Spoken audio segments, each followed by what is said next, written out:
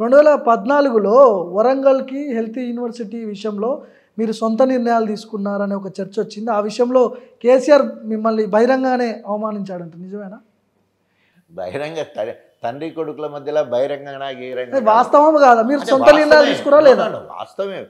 నేను గణపూరు బిడ్డను పుట్టినది, చదివింది కాకతీయ మెడికల్ కాలేజ్లో, పిల్లల డాక్టర్ అయింది కాకతీయ మెడికల్ కాలేజ్లో. నా మీద బాగా ప్రెషర్, నువ్వున్నప్పుడే నువ్వు ఒక డాక్టర్గా ఉద్యమంలోకి పోయి కాంగ్రెస్ పార్టీ వదిలిపెట్టి బీఆర్ఎస్ పార్టీకి పోయినావు, తర్వాత తెలంగాణ మొత్తం తిరిగినావు, ఇలా ఉప ముఖ్యమంత్రి అయినావు, హెల్త్ మినిస్టర్ అయినావు, మా వరంగల్కి ఏమి ఇస్తావు, ఏం చేస్తావు అని చెప్పేసి ఎప్పుడూ అడుగుతుండేవాళ్ళు. సో అడిగినప్పుడు నా మీద ప్రెషర్ ఎక్కువ ఉన్నప్పుడు నేను ముఖ్యమంత్రి దృష్టికి తీసుకుపోయాను. ముఖ్యమంత్రి దృష్టికి తీసుకుపోతే ఆ రోజు ఒక సభలో వారు ఏమన్నారంటే, డాక్టర్ రాజయ్య ఇక్కడికి వచ్చినప్పుడల్లా మెడికల్ కాలేజ్ హెల్త్ యూనివర్సిటీ అంటాడు, ఈయన ఇస్తాడా ఇప్పుడు? అయితే ఇట్లాంటివి మాట్లాడినప్పుడు ఒళ్ళు దగ్గర పెట్టుకొని మాట్లాడాలి అన్నాడు. అదే నేను ఉన్నట్టే చెప్తున్నా కదా. సో అట్లా అనడం వల్ల పొద్దున వరకు 200-300 దిష్టి భూములు తగలబడ్డాయి. దళితులు ఎక్కడ కూడా ఆత్మగౌరవాన్ని కోల్పోవడం ఓర్చుకోక మొత్తం తగలబెట్టేస్తే నేను సంగారెడ్డిలో ఇన్ఛార్జిగా ఉన్న ఎంపీ ఎన్నికప్పుడు ప్రభాకర్ గారు ఎంపీ ఎన్నికకు నాకు సంగారెడ్డి నియోజకవర్గం ఇన్ఛార్జ్. అప్పుడు సుమన్ను కేటీఆర్ పంపించి, సార్ చాలా బాధపడుతున్నాడు నిన్ను అన్నదానికి, చాలా విచారం వ్యక్తం చేస్తున్నాడు, నువ్వు వెంటనే తెలంగాణ భవన్కి వచ్చి ప్రెస్ మీట్ పెట్టాలని చెప్పేసి సంగారెడ్డి నుండి మళ్ళీ తెలంగాణ భవన్కి వచ్చి ప్రెస్ మీట్ పెట్టినాం. డిప్యూటీ సీఎంగా ప్రెస్ మీట్ పెట్టి, సో క్యాబినెట్ అంటే తండ్రి కొడుకుల బంధం ఉంటుంది. తర్వాత రియలైజ్ అయిందా? రియలైజ్ అయితేనే కదా నన్ను పిలిపించుకొని మాట్లాడి, తర్వాత హెల్త్ యూనివర్సిటీ మంజూరు చేసినంటే ఎవరు గెలిచినట్టు? ఎక్కడ కష్టపడ్డా, బాధపడ్డా, కానుపు నొప్పులు తీసుకున్నా కూడా ఇవాళ ఎవరి పేరు మీద ఉన్నది అంటే కాళోజీ హెల్త్ యూనివర్సిటీ వరంగల్కి రావడానికి కారణం ఎవరంటే చిన్నపిల్లగాడికి కూడా, ఇప్పుడు మీకు కూడా తెలుసు, రాజే కష్టపడ్డాడు, రాజే తీసుకొచ్చిన హెల్త్ యూనివర్సిటీ అని చెప్పేసి మెడికల్ స్టూడెంట్స్ అందరికీ తెలుసు. సో అక్కడ నా శిలాఫలకం ఉంటుంది, నేను వేసిన శిలాఫలకం అక్కడ హెల్త్ యూనివర్సిటీకి వస్తున్న శిలాఫలకం అక్కడ ఉన్న పరిస్థితి. అదే రోజు మళ్ళీ కేసీఆర్ గారు సహకరించి మన కాళోజీ కళాక్షేత్రం కూడా మంజూరు చేయడం జరిగింది. ఆయన పేరు మీద 2 మన వరంగల్కి రావడం జరిగింది. 3 అదే సమయంలో, అంటే నేను ఫస్ట్ పిల్లల డాక్టర్ కాబట్టి పీడియాట్రిక్ ఇంటెన్సివ్ కేర్ యూనిట్ కోసము 50 బెడ్ కోసము 23 కోట్లు మంజూరు చేసి ఉంటుంది. తర్వాత సెంట్రల్ గవర్నమెంట్ నుంచి సూపర్ స్పెషాలిటీ హాస్పిటల్ కూడా మంజూరైంది, అది కూడా ఇప్పుడు నడుస్తూ ఉన్నది.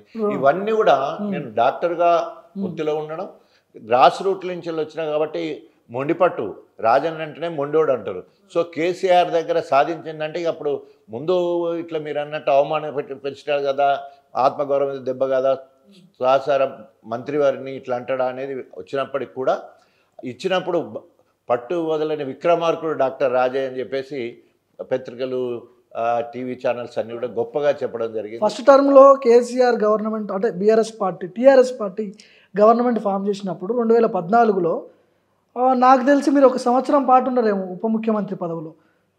మీరు వైద్య ఆరోగ్య శాఖ మంత్రిగా కూడా ఉన్నారు. సో అందులో అవకతవకలు జరిగాయి, లేకపోతే రాజయ్య సొంత నిర్ణయాలు, ఇవన్నీ అనుకోవచ్చా మిమ్మల్ని బర్తరఫ్ చేయడం? ఎట్లా? కారణం ఏదైనప్పటికీ కాకి లెక్క కలకాలం కాకుండా కోకిల్ లెక్క కొన్నాళ్ళు అంటారు చూడండి. నేను చేసిన పాలన ప్రతి జిల్లాకి కనీసము 6 నుండి 8 సార్లు పోయాను. ఎందుకంటే నేను కష్టపడి పైకి వచ్చిన వాడిని, 0 నుండి స్టార్ట్ అయిన జీవితం. ఎక్కడో పశువుల కాపరిగా ఉన్న నేను పసిపిల్లల డాక్టర్ అయ్యా, పసిపిల్లల డాక్టర్ నుండి ఈ రాష్ట్రానికి ఉప ముఖ్యమంత్రి అయ్యా, వైద్య ఆరోగ్య శాఖ మంత్రిని అయ్యాను కదా. అంటే 0 స్థాయిలో, అంటే గ్రాస్ రూట్లో ఉన్న సమస్యలన్నింటినీ పరిష్కరించాలనే ఉద్దేశంతో గొప్పగా అంటే హాస్పిటల్ నిద్ర అని ఒక ప్రోగ్రామ్ తీసుకోవడం, వినూతన కార్యక్రమం. ఎవరు కూడా డిప్యూటీ సీఎం ఓ పిఎస్సీలో పడుకోవడం, ఓ ఉస్మానియా, అందరు నిమ్స్ హాస్పిటల్ పోతారు, అపోలోకి పోతారు, కానీ నేను ఉస్మానియా హాస్పిటల్కి పోయాను. ఉస్మానియా హాస్పిటల్లో హాస్పిటల్ నిద్ర, అందులో ఫస్ట్ స్టార్ట్ చేసింది అక్కడ నుండి స్టార్ట్ చేసాం. సో అట్లా ఇంత రాష్ట్రంలో అతిపెద్ద హాస్పిటల్ ఉస్మానియా.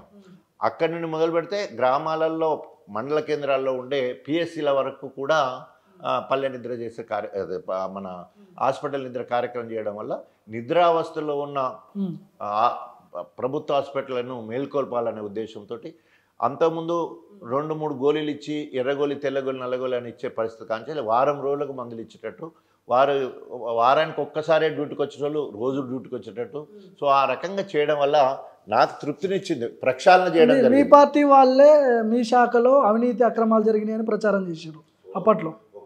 ఏకు మేకైతుందంటే డిప్యూటీ సీఎంగా ఉన్న నేను సీఎం కంటే ఎక్కువ తిరిగే కార్యక్రమాలు. కేసీఆర్ స్వయంగా చెప్పిన మాట ఏంటంటే నన్ను ఉప ముఖ్యమంత్రిగా తొలగించిన తర్వాత 3 నెలల తర్వాత నన్ను 2018 రోజులప్పుడు పిలిచాడు. అప్పటికి రైట్ ఫర్ ఇన్ఫర్మేషన్ యాక్ట్ ద్వారా అక్కడ ఏమన్నా అవకతవకలు జరిగినాయని చెప్పేసి బీజేపీ వాళ్ళు కాంగ్రెస్ వాళ్ళు లెటర్ పెట్టుకుంటే వాళ్ళకి ఇన్ఫార్మ్ చేస్తే నథింగ్ హ్యాపెండ్. ఇప్పటివరకు హెల్త్ బడ్జెటే లేదు. కొత్తగా ఏర్పడ్డ ప్రభుత్వము హెల్త్ బడ్జెటే లేదు.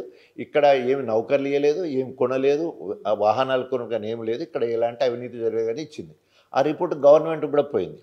గవర్నమెంట్ పోయిన తర్వాత అప్పటికే 3 సార్లు పెద్ద సుదర్శన్ రెడ్డి అని చెప్పేసి జిల్లా అధ్యక్షుడిని నా దగ్గర పంపిస్తే ఎందుకులే అన్న ఇప్పుడు ఎందుకు పోదాం అని చెప్పేసి నాకు కూడా ఆ రిపోర్ట్ వచ్చిన తర్వాత ధైర్యంగా 4వ సారికి పిలిస్తే పోయి మాట్లాడినప్పుడు కేసీఆర్ గారు ఐఏఎస్ అధికారులతో మాట్లాడుతుంటే వాళ్ళ మీటింగ్లోకి వెళ్ళి పక్కకు వచ్చి నాతోటి పొంగనే గట్టిగా కౌగలించుకొని ఎక్స్ట్రీమ్లీ సారీ రాజయ్య, నీ గిట్టనోళ్ళు సిలువలు పలువలు చేసి నా మెదడంతా ఖరాబ్ చేసిండ్రు. I'm extremely sorry. నీ స్థాయి తగ్గకుండా మళ్ళీ నీకు అవకాశం ఇస్తా. నీ నియోజకవర్గంలో ఎవరు కూడా ఏలు పెట్టరు. నీ పని నువ్వు మంచిగా చేసుకో. నువ్వు డిప్యూటీ సీఎంగా పనిచేసినావు కాబట్టి నువ్వు ఇతర మంత్రుల దగ్గరికి పోకు. ఏ పని ఉన్నా నా దగ్గరికి రా, డైరెక్ట్గా నేను పని చేసి పెడతా. ఇంకా జరిగిన విషయాలని నీ మనసులో పెట్టుకోకు. ఏదో సందర్భంగా నీ స్థాయి తగ్గకుండా మళ్ళీ నీకు అవకాశం ఇస్తా అని చెప్పేసి నన్ను కన్సోల్ చేయడం జరిగింది. సో నేను పిల్లల డాక్టర్ని. ఇట్లా ఇది మనకి ఇన్ని రకంగా మంచిగా ఉన్నప్పుడు ఒక ఇండిపెండెంట్గానో లేకపోతే పార్టీకి వ్యతిరేకంగా పోతే బాగుండదనే ఉద్దేశంతో పార్టీకి విధేయుడిగా పనిచేయడం వల్లే ఈరోజు మీరందరూ మొన్నొకసారి ఇంటర్వ్యూలో కూడా మాట్లాడినాయి.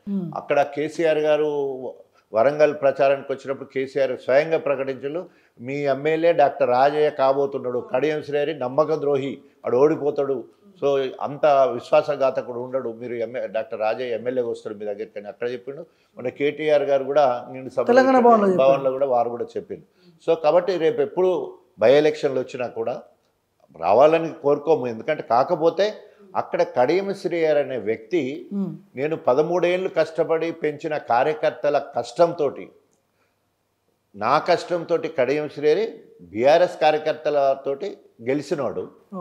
సో బీఆర్ఎస్కి ఇలా కష్టాలు ఉన్నప్పుడు ఆదుకోవాల్సి ఉండే. ఎందుకంటే బీఆర్ఎస్ పార్టీ ఆయనను ముందు ఎంపీ చేసింది, బీఆర్ఎస్ పార్టీ డిప్యూటీ సీఎంని చేసింది, అంటే ఈ రాష్ట్రానికి ఉప ముఖ్యమంత్రిగా ఎడ్యుకేషన్ మినిస్టర్గా చేసింది, 2 సార్లు ఎమ్మెల్సీ, మళ్ళీ ఎమ్మెల్యే.